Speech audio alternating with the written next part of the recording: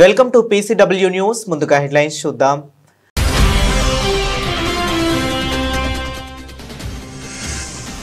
దేశంలో కొన్ని ప్రాంతాల్లో జనాభా మార్పులకు చొరబాట్లే కారణమన్న అమిత్ షా. కొన్ని పార్టీలు చొరబాటుదారులకు ఓటు బ్యాంకుగా వాడుకుంటున్నాయని ఆరోపణ.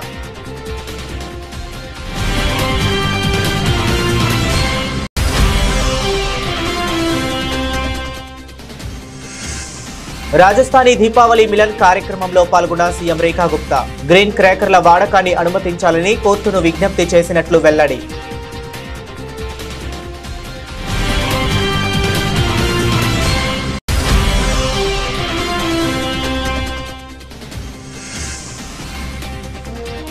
ఇందిరాగాంధీ చేసిన పొరపాటు అదే. ఆపరేషన్ బ్లూ స్టార్ పై చిదంబరం సంచలన వ్యాఖ్యలు.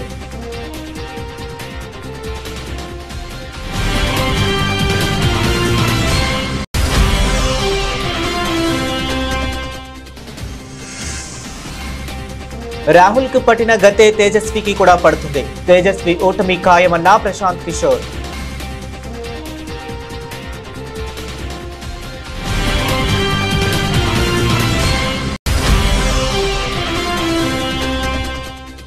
వి హబ్, ఏఐ హబ్, T-Square ప్రాజెక్టుల పురోగతిపై సీఎం సమీక్ష. T-Square ను అంతర్జాతీయ స్థాయి సంస్థలను ఆకర్షించే ఐకానిక్ బిల్డింగ్ లా నిర్మించాలని ఆదేశం.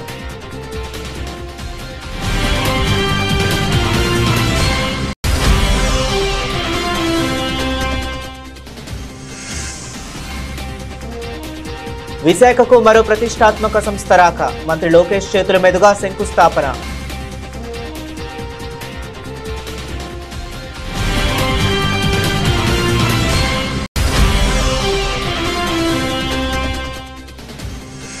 కోయంబత్తూరులో FMA ఈ కార్యక్రమానికి అతిథిగా హాజరైన కేటీఆర్. అవకాశాల కోసం ఎదురు చూడకుండా మీరే సృష్టించుకోవాలని యువతకు పిలుపు.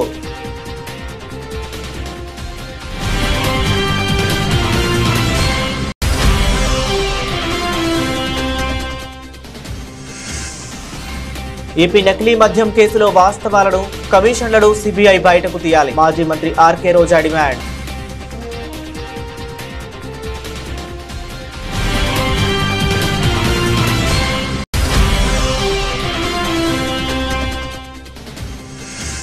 నూట 6 సార్లు సవరించిన రాజ్యాంగం పవిత్ర గ్రంథమిలా అవుతుంది అంటూ నిలదీసిన మాజీ CBI చీఫ్. హిందువులపై రాజ్యాంగపరంగా వివక్ష ఉందని ఆరోపణ.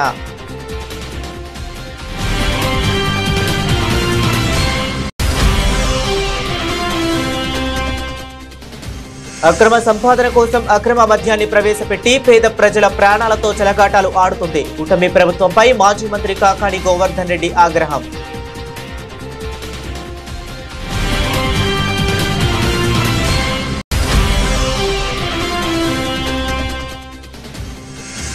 హైప్ పెంచుతున్న master Mahendran Vasudeva Sutham teaser. Vaikunth Bon director చేస్తున్న సినిమా టీజర్ ను లాంచ్ చేసిన టాలీవుడ్ యాక్టర్ సత్యదేవ్.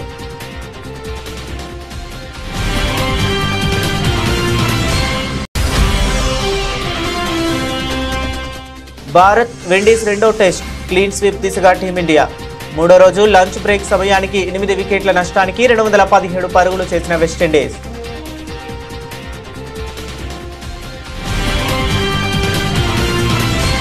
ఇక డీటెయిల్స్ చూస్తే, దేశంలోని కొన్ని ప్రాంతాలలో ముస్లిం జనాభా అసాధారణంగా పెరగటానికి అక్రమ చొరబాట్లే ప్రధాన కారణమని కేంద్ర హోంశాఖ మంత్రి అమిత్ షా సంచలన వ్యాఖ్యలు చేశారు. Netaji Subhash place metro station సమీపంలోని DDA గ్రౌండ్ లో జరిగిన రాజస్థానీ దీపావళి మిలన్ కార్యక్రమంలో సీఎం రేఖా గుప్తా పాల్గొన్నారు. ఈ సందర్భంగా సీఎం రేఖా గుప్తా మాట్లాడుతూ పటాకుల వాడకాన్ని పూర్తిగా నిషేధిస్తూ కోర్టు ఉత్తర్వులు జారీ చేసిందని, తాము కోర్టును ఆశ్రయించి పరిమిత కాల పరిమితిలోపు గ్రీన్ క్రాకర్ల వాడకాన్ని అనుమతించాలని అభ్యర్థించామని తెలిపారు. వేలాది మంది హిందువులు మరియు లక్షలాది మంది ప్రజలు జరుపుకునే పండుగ అయినందున కొద్దిపాటి అనుమతి ఇవ్వాలని, పండుగ సంబంధిత కార్యకలాపాలకు అనుమతి ఇవ్వాలని కోర్టును కోరారు. राजस्थान रत्नाकर वर्षों से इसी जगह पर ये दिवाली का भव्य मिलन का कार्यक्रम करता है और बहुत ही आनंद के साथ हमारे इस पूरे क्षेत्र के और आसपास पूरी दिल्ली के लोग यहाँ आते हैं, खूब आनंद उत्सव मनाते हैं। बहनें शॉपिंग करती है, बच्चे झूले झूलते हैं, चाट पकौड़ी होती है और ये लोग अपनी नेतागिरी करते हैं। मतलब लोगों की भाषा में यही बोलते हैं भाई साहब, आप थोड़ी ना करते हैं, आप तो दिवाली मिलन कर रहे हैं। दिवाली मिलन में ये पटका बनाना, ये करना और स्वागत करना, बहन को बुलाना, बहन को पूछना कि चाट पकौड़ी खाओगी ना। मुझे ध्यान है कि जब भी मैं इस मेले में आती थी अक्सर होली का व्रत उसी दिन होता था। इस बार पहले हो गया आपका मेला, नहीं तो होली और राजस्थान रत्नाकर का मेला एक ही दिन होता था और हम कहते थे बस आज ही रखना था भाई साहब। पर बहुत ही आनंद आता है, एक परिवार के जैसा पूरा ये हमारा राजस्थान रत्नाकर का ग्रुप है। वर्षों से आप सब लोग बड़ी शिद्दत के साथ न केवल इस तरह के सांस्कृतिक और पारंपरिक कार्यक्रम करते हैं, बल्कि समाज के लिए अनेकों ऐसे प्रोजेक्ट उठाते हैं जिससे लोगों का भला हो सके, समाज का भला हो सके। मैं सच में आप सभी को बहुत ढेर सारी बधाई देती हूँ, शुभकामनाएं देती हूँ। जो आपने 1984 నాటి ఆపరేషన్ బ్లూ స్టార్ పై కాంగ్రెస్ సీనియర్ నేత కేంద్ర మాజీ మంత్రి పి చిదంబరం సంచలన వ్యాఖ్యలు చేశారు. పంజాబ్లోని స్వర్ణ దేవాలయాన్ని ఉగ్రవాదుల నుంచి విడిపించేందుకు సైన్యాన్ని ఉపయోగించడం ఒక తప్పుడు మార్గం అని ఆయన అభివర్ణించారు. ఆ పొరపాటుకు నాటి ప్రధాని ఇందిరాగాంధీ తన ప్రాణాలతో మూల్యం చెల్లించుకున్నారని వ్యాఖ్యానించారు. కసౌలీలో జరిగిన ఒక సాహిత్య కార్యక్రమంలో పాల్గొన్న చిదంబరం ఈ కీలక వ్యాఖ్యలు చేశారు. సైనిక అధికారుల పట్ల నాకు ఎలాంటి అగౌరవం లేదు, కానీ స్వర్ణ దేవాలయాన్ని స్వాధీనం చేసుకోవటానికి అదే సరైన పద్ధతి కాదు. కొన్నేళ్ల తర్వాత సైన్యాన్ని దూరంగా ఉంచి సరైన పద్ధతిలో ఎలా చేయాలో మేము చూపించాం. బ్లూ స్టార్ ఒక తప్పుడు విధానం. ఆ తప్పు వల్లే ఇందిరాగాంధీ తన జీవితాన్ని కోల్పోయారని నేను అంగీకరిస్తున్నాను అని చిదంబరం స్పష్టం చేశారు. అయితే ఆ నిర్ణయం కేవలం ఇందిరాగాంధీ ఒక్కరిదే కాదని సైన్యం, పోలీసులు, నిఘా వర్గాలు, సివిల్ సర్వీస్ అధికారులందరి సమిష్ట నిర్ణయమని ఆయన వివరించారు. ప్రస్తుత పంజాబ్ పరిస్థితిపై కూడా చిదంబరం స్పందించారు. పంజాబ్లో ఖలిస్తాన్ లేదా ప్రత్యేక దేశం కోసం డిమాండ్లు దాదాపుగా కనుమరుగయ్యాయని ఆయన అభిప్రాయపడ్డారు. ప్రస్తుతం రాష్ట్రం ఎదుర్కొంటున్న అతిపెద్ద ఆర్థిక సమస్య దుస్థితి అని పేర్కొన్నారు. No disrespect to any service officers, military officers here, but that was a wrong way to retrieve the Golden Temple. Few years later, I think 3-4 years later, we showed the right way to retrieve the Golden Temple by keeping out the army. You're talking about Black Thunder, the Yes. second But operation? I think you have... I've delved into that also, but you before... have dealt with very sketchily and in passing. I don't think you did justice to Black Thunder. And No, I was there. I covered every minute of it. but I have, in fact... book contains only say There's one chapter 2-3 on Punjab, pages. yes. So... There was a way to retrieve and capture all the militants. But the Blue Star was the wrong way.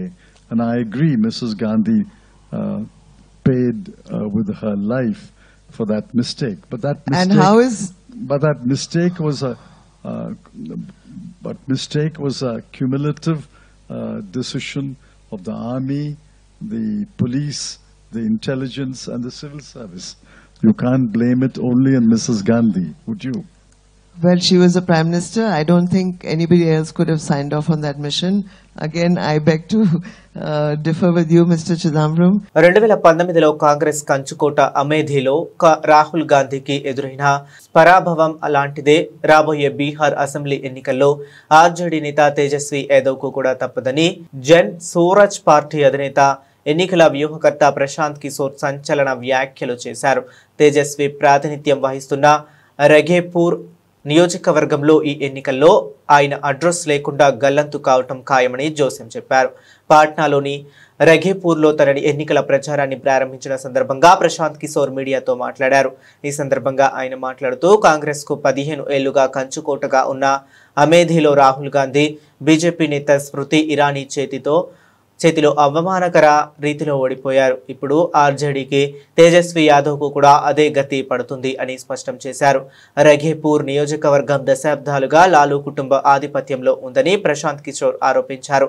ఇన్నేళ్లుగా ఒకే కుటుంబం పాలిస్తున్న ఈ ప్రాంతంలో కనీస మౌలిక సదుపాయాలు కూడా కల్పించలేదని ఆయన విమర్శించారు. ఈ ఎన్నికల్లో ఖచ్చితంగా వంశపారంపర్య పాలనకు ముగింపు పలకాలని నిర్ణయించుకున్నారని ప్రశాంత్ కిషోర్ వ్యాఖ్యానించారు. राघोपुर जा रहे हैं, वहां पर जितने साथियों ने, जितने कार्यकर्ताओं ने, जन स्वराज के परिवार के सदस्यों ने राजद के वहां पर जो उनका आधिपत्य है उसके खिलाफ जन स्वराज की बात को घर घर पहुंचाया है, उनके साथ जाकर बैठेंगे, कुछ लोगों से मुलाकात करेंगे, उनके साथ बैठकर उनकी जो भावना है उसको समझने का प्रयास करेंगे, ताकि कल जब केंद्रीय कमेटी की बैठक हो तो उसमें उनकी बात को शामिल किया जाए और कल उस पर जैसे बाकी सीट पर निर्णय होगा वैसे राघोपुर पर भी होगा। इसलिए आज मैं खुद से जा रहा हूं, राघोपुर दिन भर रहूंगा और ये समझने का प्रयास करूंगा कि वहां पर क्या कुछ करना चाहिए, कौन सबसे बेहतर व्यक्ति है जो चुनाव लड़ने के लिए माकूल पार्टी जिसको समझती है उसका नाम कल के लिए रिकमेंड किया जाएगा। ऐलान तो भैया पार्टी करती है, पार्टी टिकट का ऐलान तो मैं नहीं करता हूँ। पार्टी रहा तो क्या आप चुनाव लड़ेंगे वहाँ से? वहाँ के लोग जो तय करेंगे वो किया जाएगा। 2 जगह चुनाव लड़ने की बात कर रहे हैं मेरे भाई, अगर हमारे लड़ने की बात सुन के तेजस्वी यादव को राघोपुर छोड़ के भाग जाना है। मेरे आईडी में कुछ 2 जगह से तो उनको लड़ना ही पड़ेगा। खाली ये चर्चा चल रही है कि प्रशांत किशोर जन स्वराज वहाँ लड़ने आ रहा है तो तेजस्वी यादव दूसरी सीट खोज रहे हैं। उनका भी हालत वही होगा जो राहुल गांधी का अमेठी में हुआ, छोड़कर गए वायनाड तो अमेठी से ही हार गए। इसलिए मेरे भाई आज जा रहे हैं, अभी चर्चा शुरू हो रही है, अभी तो चुनाव अब शुरू हो रहा है, घबराइए नहीं, आगे आगे देखिए क्या होता है। రాష్ట్ర ప్రభుత్వం ప్రతిష్టాత్మకంగా చేపట్టిన టీ స్క్వేర్ ను అంతర్జాతీయ స్థాయి సంస్థలను ఆకర్షించేలా ఐకానిక్ బిల్డింగ్ లా నిర్మించాలని సీఎం రేవంత్ రెడ్డి అధికారులను ఆదేశించారు. నగరంలోని ఐటీ ప్రాంతమైన రాయదుర్గంలో అత్యంత ఆకర్షణీయంగా దీని నిర్మాణాన్ని చేపట్టాలన్నారు. ఈ ప్రాజెక్టు హైదరాబాద్ కు కొత్త పబ్లిక్ డెస్టినేషన్ గా నిలవాలన్నారు. ఇందుకు సంబంధించిన కొన్ని డిజైన్లను అధికారులు సీఎంకు చూపించగా వాటికంటే మెరుగైనదిగా రాబోయే డిజిటల్ యుగానికి అన్ని సౌకర్యాలు కలిగి ఉండేలా సృజనాత్మకత డిజైన్తో తీర్చిదిద్దాలని సూచించారు. ఐసీసీ ఇంటిగ్రేటెడ్ కమాండ్ కంట్రోల్ సెంటర్లో V hub, AI hub, T square ప్రాజెక్టుల పురోగతిపై సీఎం సమీక్ష నిర్వహించారు. ఈ సందర్భంగా ఆయన మాట్లాడుతూ టీ స్క్వేర్ ను ఎంటర్టైన్మెంట్, టూరిజం, ఫుడ్, బిజినెస్ల కలయికగా అద్భుతమైన మాల్ కాంప్లెక్స్ గా రూపుదిద్దాలన్నారు. ఈ మాల్ 24 గంటలు అందుబాటులో ఉండే ప్రదేశంగా మారాలన్నారు. పెద్ద పెద్ద ఎలక్ట్రానిక్ డిజిటల్ డిస్ప్లేస్లు, ప్రకాశవంతమైన లైటింగ్లతో ఈ ప్రాంతాన్ని మిరుమిట్లు గొలిపే చైతన్యవంతమైన వేదికగా తీర్చిదిద్దాలని ఆదేశించారు. నిర్మాణ పనులు నవంబర్ నెలాఖరుకల్లా ప్రారంభమయ్యేలా చర్యలు తీసుకోవాలన్నారు. దానికోసం అవసరమైన జైకా ఫండింగ్ త్వరగా పొందేలా సమన్వయం చేయాలని సూచించారు. ప్రపంచ ప్రఖ్యాత సంస్థలైన యాపిల్ వంటి దిగ్గజ కంపెనీలు కూడా టీ స్క్వేర్ ప్రాజెక్టులో భాగమయ్యే ప్రణాళిక రూపొందించాలన్నారు. వాహన రాకపోకలకు అంతరాయం కలగకుండా పార్కింగ్ సదుపాయాలు సమృద్ధిగా ఉండేలా డిజైన్లో పొందుపరచాలని సూచించారు. విశాఖకు మరో అంతర్జాతీయ ప్రతిష్టాత్మక సంస్థ తరలివచ్చింది. దేశ కృత్రిమ మేధా సాధికారత దిశగా విశాఖలో మొదటి AI edge data centre, open cable landing station కు విద్య, ఐటీ శాఖల మంత్రి నారా లోకేష్ ఈరోజు శంకుస్థాపన చేశారు. భీమిలి నియోజకవర్గం రుషికొండ, మధురవాడ ఐటీ పార్కులోని హిల్ నెంబర్ 3లో సిఫీ ఇన్ఫినిట్ స్పేసెస్ లిమిటెడ్ ఏర్పాటు చేయబోయే 50 మెగావాట్ల ఏఐ ఆధారిత ఎడ్జ్ డేటా సెంటర్తో పాటు ఓపెన్ కేబుల్ ల్యాండింగ్ స్టేషన్కు మంత్రి శంకుస్థాపన చేశారు. వేద మంత్రోచ్చరణల మధ్య ఏఐ ఆధారిత ఎడ్జ్ డేటా సెంటర్తో పాటు రుషికొండలో ఓపెన్ కేబుల్ ల్యాండింగ్ స్టేషన్కు మంత్రి శంకుస్థాపన చేశారు. ఈ సందర్భంగా శిలాఫలకాలను ఆవిష్కరించారు. ఏఐ ఆధారిత డేటా సెంటర్ రాకతో భారతదేశ తదుపరి గ్లోబల్ డిజిటల్ గేట్ వేగా విశాఖ రూపుదిద్దుకుంటుందని మంత్రి లోకేష్ పేర్కొన్నారు. సముద్రపు కేబుల్ కనెక్టివిటీ ఏఐ మౌలిక సదుపాయాలను బలోపేతం చేస్తుందని చెప్పారు. ఆ ఫెయిల్యూర్ ఎట్లా నేర్చుకోవాలి, ఎలా విశాఖపట్నాన్ని ఒక జీసీసీ క్యాపిటల్ గా తయారు చేయాలి అని పదే పదే మేము కూడా చర్చిస్తాం జరుగుతుంది. ఇప్పుడు తొలి అడుగు వేసాం, ఇంకా చాలా పనులు ఉన్నాయి. మేము అదే అనుకున్నాం, విశాఖపట్నానికి కనీసం 5 లక్షల ఐటీ ఉద్యోగాలు 5 సంవత్సరాలు తీసుకురావాలని. కానీ ఉద్యోగాలే మాత్రమే కాదు, మొత్తం ఎకో సిస్టమ్ ఏర్పాటు చేయాలి. ఇప్పుడే రాజుగారు చెప్పినట్లు హోటల్స్ రావాలి, కన్వెన్షన్ సెంటర్స్ రావాలి, కొత్త ఎయిర్పోర్ట్ ఎటుగో వచ్చే సంవత్సరం కూడా ప్రారంభిస్తున్నాం. సో ఈ మొత్తం ఎకో సిస్టమ్ క్రియేట్ చేయాలి, వైబ్రెన్సీ తీసుకొచ్చేదానికి విశాఖపట్నానికి. ఆ దిశగా ప్రభుత్వం పనిచేస్తుంది. మన కేబినెట్ మీటింగ్ లో కూడా సిఫీది నా ముందల కేబినెట్ లో క్లియర్ అయింది, మన గూగుల్ది క్లియర్ అయినప్పుడు కూడా క్లియర్ మ్యాండేట్ కేబినెట్ మాకు ఇచ్చారు, ప్రత్యేక నాకు బాధ్యత ఇచ్చారు. మొత్తం రీజియన్ డెవలప్మెంట్ మీరు ప్లాన్ చేయాలి, ecosystem hard and soft ecosystem మీరు ఏర్పాటు చేయాలి. అప్పుడే ఉద్యోగాలు వెతికేవారుగా కాకుండా ఉద్యోగాలు ఇచ్చేవారిగా నేటి యువత ఉండాలని బీఆర్ఎస్ వర్కింగ్ ప్రెసిడెంట్ కేటీఆర్ అన్నారు. కోయంబత్తూరులో జరిగిన 10వ FMAE national student motor sports 2025కి ముఖ్య అతిథిగా హాజరైన ఆయన మాట్లాడుతూ అవకాశాల కోసం ఎదురు చూడకుండా మీరే సృష్టించుకోవాలని పిలుపునిచ్చారు. పెద్ద కలలు కనడం ప్రారంభించిన తర్వాత మీ సొంత సామర్థ్యాన్ని చూసి మీరే ఆశ్చర్యపోతారని ఆయన అన్నారు. ఈ సందర్భంగా తెలంగాణ రాష్ట్ర సాధన ప్రయాణాన్ని కేటీఆర్ గుర్తు చేశారు. ఒకప్పుడు రాష్ట్ర ఏర్పాటు సాధ్యం కాదని చాలా మంది సందేహించారని, అలాంటి రాష్ట్రాన్ని సాధించామని పేర్కొన్నారు. 11 సంవత్సరాల తర్వాత ఎన్నో రంగాల్లో దేశానికి ఆదర్శంగా తెలంగాణ నిలబడిందని వ్యాఖ్యానించారు. తెలంగాణ సాధించిన ప్రగతి విశ్వాసానికి, పట్టుదలకు, దార్శనికతకు నిదర్శనమని అన్నారు. మీరు ఇతరులు అనుకున్న దానికంటే చాలా తెలివైన వారని, బాధ్యత కలిగిన వారని జెన్జెడ్ను ఉద్దేశించి అన్నారు. భారతదేశాన్ని ముందుకు నడిపించేది మీరేనని వ్యాఖ్యానించారు. One of the proudest achievements during my term as a minister in Telangana was creation of these innovation ecosystems and letting them work in synergy with each other. T-Hub, which is the world's largest technology incubator, nurtures startups and ideas.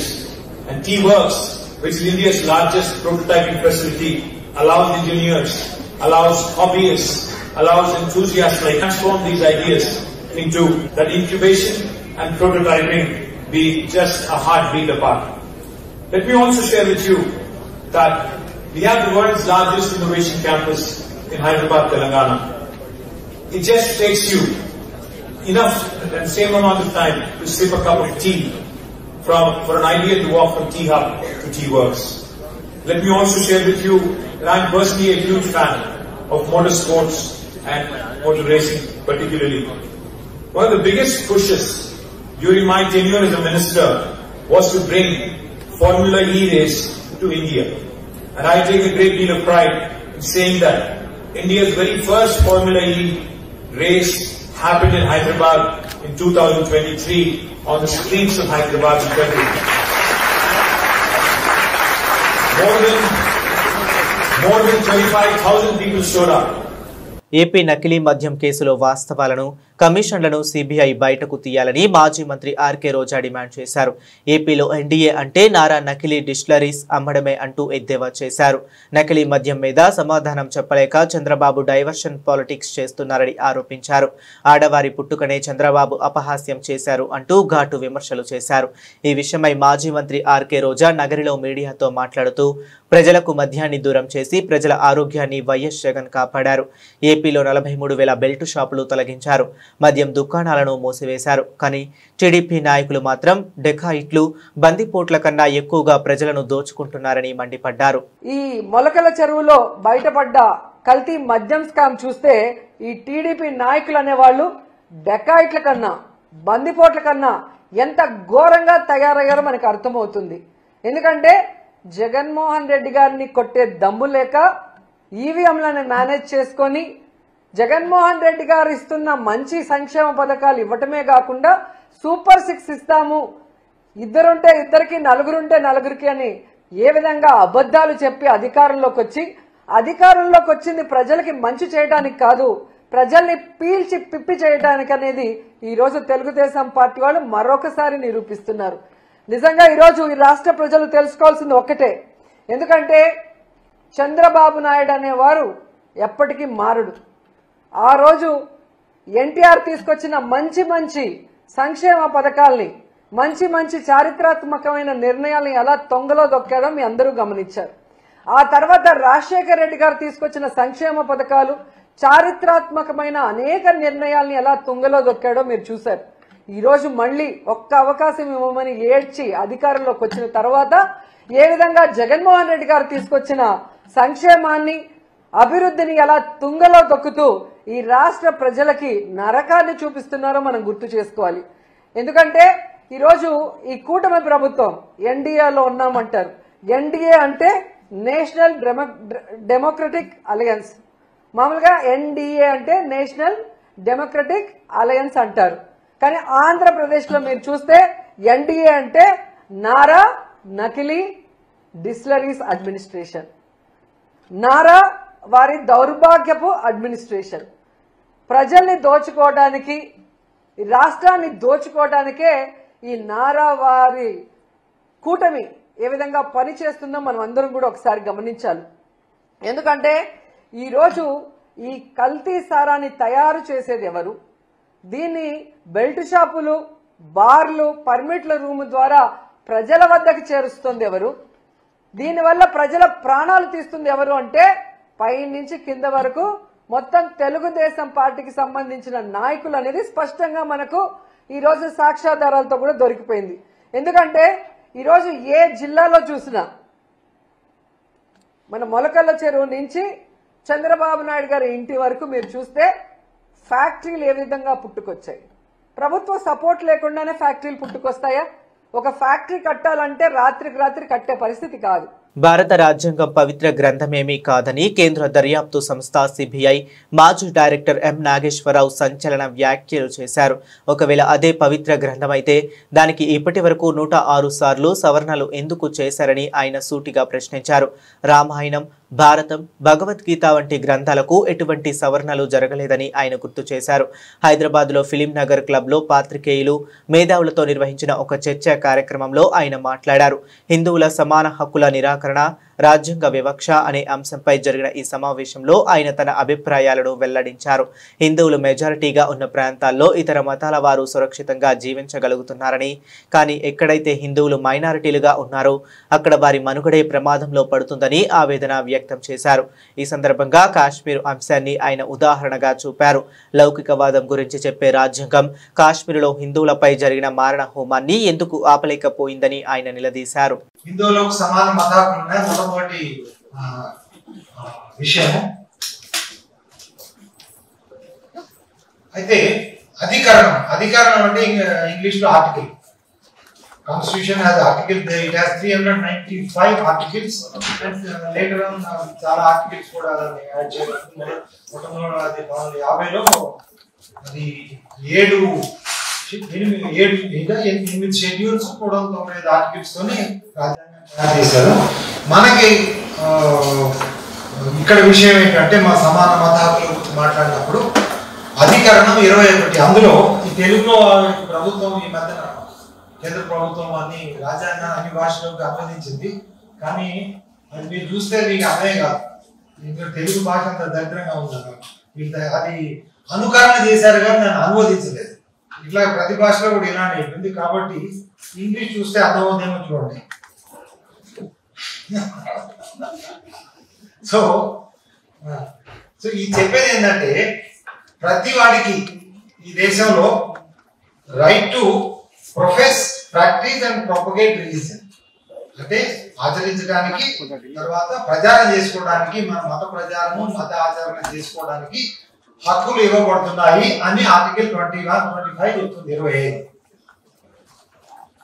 అయితే ఇందులో 3 భాగాలు ఉన్నాయి. మీరు అక్కడ చూస్తే profess, practice and propagate.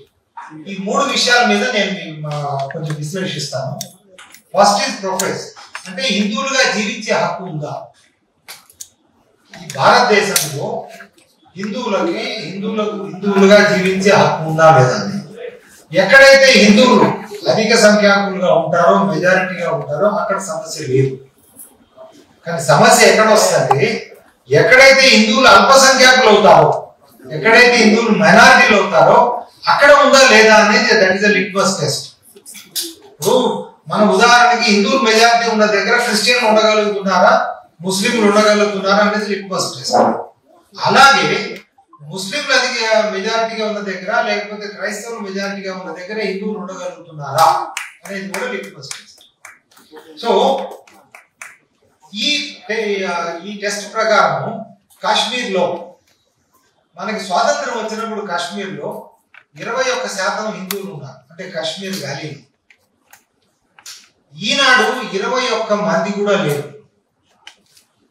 ఇప్పుడు ఒక్కరు కూడా లేరు. అక్కడ కాశ్మీర్ వ్యాలీలో ఒక్క హిందూ అనేవాడు కూడా లేడు. 1990 ఆ తర్వాత మళ్ళీ కొన్ని రెండో ఫేజ్ లో మొత్తము హిందువులందరినీ తరిమేశారు. మారణ హోమం లాగా జరిగింది. అక్రమ సంపాదన కోసం అక్రమ మద్యాన్ని ప్రవేశపెట్టి పేద ప్రజల ప్రాణాలతో చంద్రబాబు కూటమి ప్రభుత్వం చెలగాటాలు ఆడుతుందని మాజీ మంత్రి కాకాని గోవర్ధన్ రెడ్డి విమర్శించారు. ఈ విషయమై ఆయన మీడియాతో మాట్లాడుతూ టెక్నాలజీ అనుభవం అని చెప్పే సీఎం చంద్రబాబు జిల్లాలోని నకిలీ మద్యం ఫ్యాక్టరీలు బయటపడ్డాయని దుయ్యబట్టారు. చెలగాటమాడడం, ఒక పక్క వేల కోట్ల రూపాయల దోపిడీకి పాల్పడడం, అంటే మీ అక్రమ సంపాదన కోసం అక్రమ మద్యాన్ని ప్రవేశపెట్టి పేదల ప్రజలతో చెలగాటమాడేటువంటి హక్కు ఈ ప్రభుత్వానికి ఎవరిచ్చారనేటువంటిది ఈ సందర్భంగా మేము ప్రశ్నిస్తున్నాం. ఎందుకంటే ఎక్కడంటే అక్కడ ఒక కుటీర పరిశ్రమలాగా నకిలీ ఈ ఫ్యాక్టరీలు ఏర్పాటు చేసి మొత్తం ప్రజలకు సంబంధించినటువంటి ప్రాణాలు హరించేస్తున్నా దాన్ని పట్టించుకోకుండా ప్రజలు ఒక పక్క చనిపోతున్నా, కుటుంబాలు గోడుగోడుమంటున్నా, ఈరోజు మా కోట్లాది రూపాయల సంపాదనే మాకు ముఖ్యం ఉన్నట్టుగా ఈ మాఫియా వ్యవహరిస్తున్నటువంటి తీరు అత్యంత దారుణమైనటువంటి పరిస్థితి. ఇది ఎక్కడో జరగలేదు, మారుమూల ప్రాంతంలోనో ఎక్కడో జరగలేదు. సాక్షాత్తు ఈ రాష్ట్రానికి ముఖ్యమంత్రిగా ప్రాతినిధ్యం వహిస్తున్నటువంటి చంద్రబాబు నాయుడు జిల్లాలో జరిగింది. చంద్రబాబు నాయుడు గారు ఏం చెప్తాడు? ఎక్కడ చీమ చిట్టుక్కుమన్నా, ఆంధ్ర రాష్ట్రం వదిలేయండి, ఈ భారతదేశంలో ఎక్కడ చీమ చిట్టుక్కుమన్నా సరే నా చెవిలో వినిపిస్తుంది అని చెప్తాడు. అంత టెక్నాలజీ ఉన్నటువంటి వాడు, అంత విజనరీ ఉన్నటువంటి వాడు, అంత అనుభవం ఉన్నటువంటి వాడు సొంత జిల్లాలో, చిత్తూరు జిల్లాలో తంబళ్లపల్లి నియోజకవర్గం మొలకలపల్లి దగ్గర మొలకల చెరువులో ఈ దారుణమైనటువంటి మాఫియా బరి తెగించి అక్కడ మొత్తం అనేక రకాలైనటువంటి నకిలీ మద్యాలు తయారు చేస్తుంటే ఏమాత్రం పట్టించుకోకుండా ఈరోజు ఆ భాగవతం బయటపడిన తర్వాత దీనిని ఒక్కొక్కటిగా ఈరోజు ఒకసారి చూస్తే మొదట తంబళ్లపల్లిలో ఒక ఫ్యాక్టరీ బయటపడింది, నకిలీ ఫ్యాక్టరీ. ఆ తర్వాత చూస్తే బెజవాడలో కొన్ని దగ్గరలో వాళ్ళ రైడ్లలో ఎక్సైజ్ శాఖకు సంబంధించినటువంటి రైడ్లు వెలుగు చూశాయి. వీటన్నిటిని ఒకసారి పేర్చి చూస్తే ఈ మాఫియా ఎంత విస్తరించింది, రాష్ట్ర వ్యాప్తంగా విస్తరించడంతో పాటు పొరుగున ఉన్నటువంటి రాష్ట్రాల్లో కూడా ఏ విధంగా వ్యాప్తి చెందింది అనేటువంటిది ఈరోజు మనం చూస్తే సరిపోతుంది. దేవి సినిమాతో చైల్డ్ యాక్టర్ గా సూపర్ క్రేజ్ సంపాదించుకున్నారు మాస్టర్ మహేంద్రన్. ఈ టాలెంటెడ్ యాక్టర్ హీరోగా నటిస్తున్న చిత్రం వసుదేవసుతం వైకుంఠ బోను డైరెక్టర్ చేస్తున్నారు. టాలీవుడ్ యాక్టర్ సత్యదేవ్ ఈ మూవీ టీజర్ ను లాంచ్ చేశాడు. ఈ కథ ధర్మానికి అడ్డొస్తే మేనమామ అయిన, లక్షల బంధుగణమైన, ఎదురుగా కోట్ల సాయుధులే ఉన్న, ధర్మహింస తదైవచ అన్న శ్రీకృష్ణుడిచే కాదు, ధర్మాన్ని కాపాడేందుకు ఎంతటి మారణ హోమానికైనా ఎదురెళ్లే యువకుడిది అంటూ సాగుతున్న డైలాగ్ సినిమాపై క్యూరియాసిటీ పెంచుతున్నాయి. గుడి, గుప్తనిధి చుట్టూ తిరిగే సస్పెన్స్ ఎలిమెంట్స్ తో సినిమా సాగుతున్నట్టు టీజర్ తో హింట్ ఇచ్చేశాడు డైరెక్టర్. ఈ చిత్రంలో రాజీవ్ కనకాల, జాన్ విజయ్, మీమ్ గోపి, తులసి, టార్జర్, రామరాజు, భద్రం, జబర్దస్త్ రాంప్రసాద్, శివనారాయణ, దువ్వాసి మోహన్, సమిత బజాజ్, అంబికావాణి కీలక పాత్రలో నటిస్తున్నారు. మెలోడీ బ్రహ్మ మణిశర్మ మ్యూజిక్, బ్యాక్గ్రౌండ్ స్కోర్ సినిమాకు స్పెషల్ అట్రాక్షన్ గా నిలుస్తున్నట్లు టీజర్ ద్వారా తెలిసిపోతుంది. ఈ మూవీ రిలీజ్ డేట్ పై త్వరలోనే క్లారిటీ ఇవ్వనున్నారు మేకర్స్. ఈ చిత్రాన్ని రెయిన్బో సినిమాస్ బ్యానర్ పై ధనలక్ష్మి బాదర్లా నిర్మిస్తున్నారు. వెస్టిండీస్తో జరుగుతున్న రెండో టెస్ట్లో భారత జట్టు క్లీన్ స్వీప్ దిశగా ముందుకెళ్తుంది. మూడో రోజు లంచ్ బ్రేక్ సమయానికి విండీస్ 8 వికెట్ల నష్టానికి 217 పరుగులు చేసి భారత్ కంటే 301 పరుగులు వెనకబడి ఉంది. ఓవర్ నైట్ స్కోరు 140/4 తో మూడో రోజు ఆట ప్రారంభించిన కరేబియన్ జట్టుకు తొలుత కుల్దీప్ యాదవ్ షాక్ ఇచ్చాడు. తొలి సెషన్లో విండీస్ కోల్పోయిన 4 వికెట్లలో 3ని కుల్దీప్ కైవసం చేసుకున్నాడు. సిరాజ్కు 1 వికెట్ దక్కింది. రెండో రోజు నిప్పులు చెరిగిన రవీంద్ర జడేజా బౌలింగ్ను ఈ రోజు వెస్టిండీస్ బ్యాటర్లు ఆచితూచి ఆడారు. అయితే కుల్దీప్ మాత్రం చకచకా వికెట్లు పడగొట్టి ప్రత్యర్థి బ్యాటింగ్కు ఆర్డర్ను కుప్పకూల్చాడు. షాయ్ హూప్ 36 వికెట్తో బోనీ కొట్టిన కుల్దీప్ ఆ వెంటనే టెవిక్ ఇమ్రాన్ 21, జస్టిన్ గ్రీవ్స్ 17ను బోల్తా కొట్టించాడు. ఇక వారికన్ 1ను సిరాజ్ క్లీన్ బౌల్డ్ చేశాడు. ప్రస్తుతం ఖరీఫ్ యారీ 19, అండర్సన్, ఫిలిప్ 19 క్రీజులో ఉన్నారు. అంతకుముందు భారత్ తన తొలి ఇన్నింగ్స్ ను 518/5 వద్ద డిక్లేర్ చేసింది. బులెటిన్ ముగించే ముందు మరొకసారి హెడ్లైన్స్ చూద్దాం.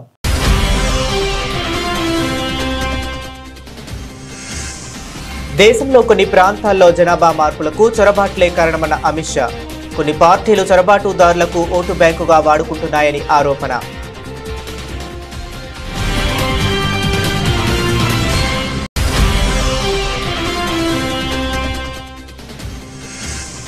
రాజస్థానీ దీపావళి మిలన్ కార్యక్రమంలో పాల్గొన్న సీఎం రేఖా గుప్తా గ్రీన్ క్రాకర్ల వాడకాన్ని అనుమతించాలని కోర్టును విజ్ఞప్తి చేసినట్లు వెల్లడి.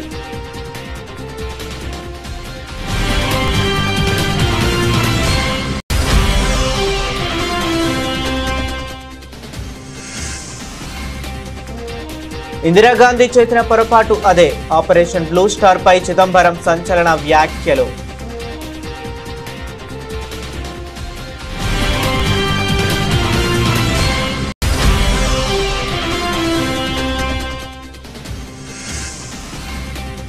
రాహుల్ కు పట్టిన గతే తేజస్వికి కూడా పడుతుంది. తేజస్వి ఓటమి ఖాయమన్న ప్రశాంత్ కిషోర్.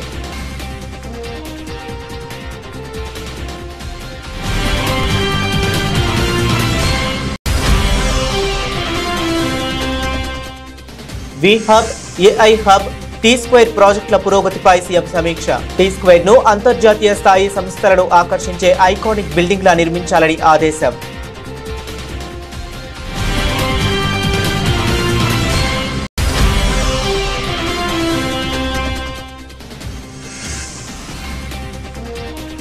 విశాఖకు మరో ప్రతిష్టాత్మక సంస్థ రాక, మంత్రి లోకేష్ చేతుల మీదుగా శంకుస్థాపన.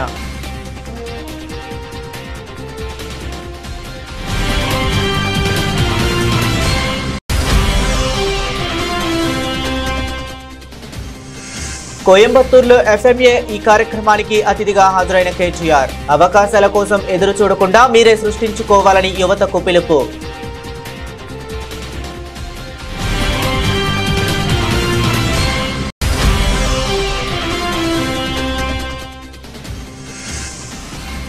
ఏపీ నకిలీ మద్యం కేసులో వాస్తవాలను, కమిషన్లను సిబిఐ బయటకు తీయాలి. మాజీ మంత్రి ఆర్కే రోజా డిమాండ్.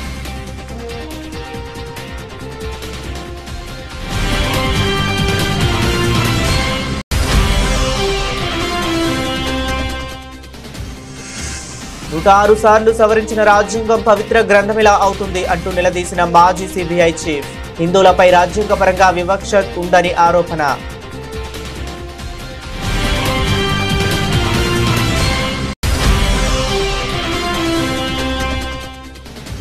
అక్రమ సంపాదన కోసం అక్రమ మద్యాన్ని ప్రవేశపెట్టి పేద ప్రజల ప్రాణాలతో చెలగాటాలు ఆడుతుంది. కూటమి ప్రభుత్వంపై మాజీ మంత్రి కాకాణి గోవర్ధన్ రెడ్డి ఆగ్రహం.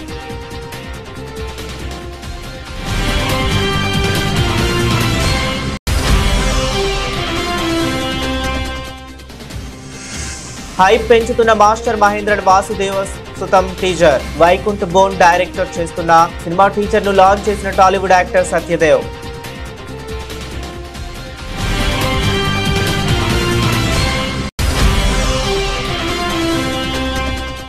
భారత్ విండీస్ రెండో టెస్ట్ క్లీన్ స్వీప్ దిశగా టీమిండియా. మూడో రోజు లంచ్ బ్రేక్ సమయానికి 8 వికెట్ల నష్టానికి 217 పరుగులు చేసిన వెస్టిండీస్.